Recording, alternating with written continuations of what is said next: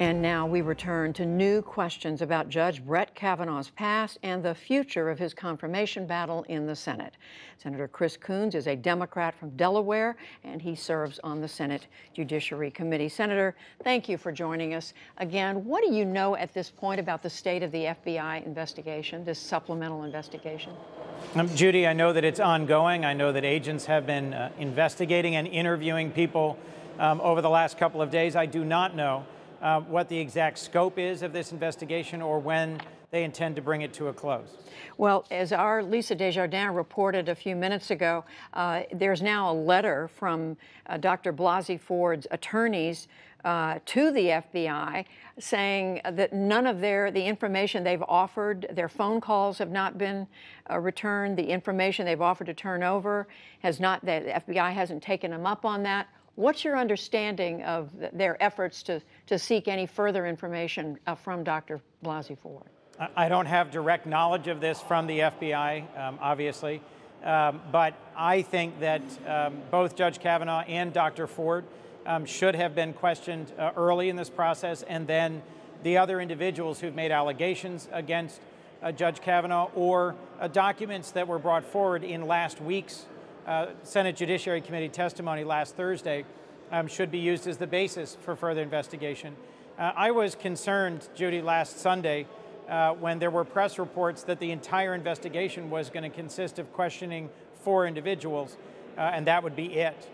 I certainly had imagined a broader, more open, more fulsome investigation this week, and I was encouraged when President Trump said that he had directed the White House counsel, Don McGahn, to say that the FBI should be free to pursue all reasonable investigatory leads this week as they pursue the credible claims in front of the Judiciary Committee.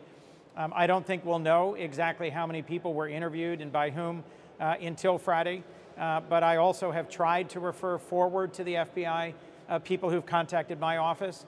I'm not vouching for the credibility of their claims. I'm just trying to make sure that we're doing our job in passing them forward promptly, and I have found that process a little difficult. So how will you know when you see, or at some point you will see the results of the FBI's work, how will you know that they've done the thorough investigation that you believe they should have? Well, to be clear, this is in the nature of a compromise, Judy.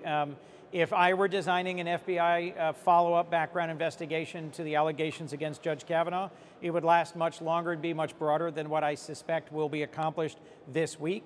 But I implored my good friend and colleague, Senator Jeff Flake, last Friday to consider a 1-week pause and to allow the FBI to investigate the allegations that were right in front of us at that point. That's what I've worked hard in the last couple of days to make sure happens. That's what I believe Republican senators are working to make happen. The FBI has a lot of resources and a lot of agents. They're capable of pursuing parallel investigations.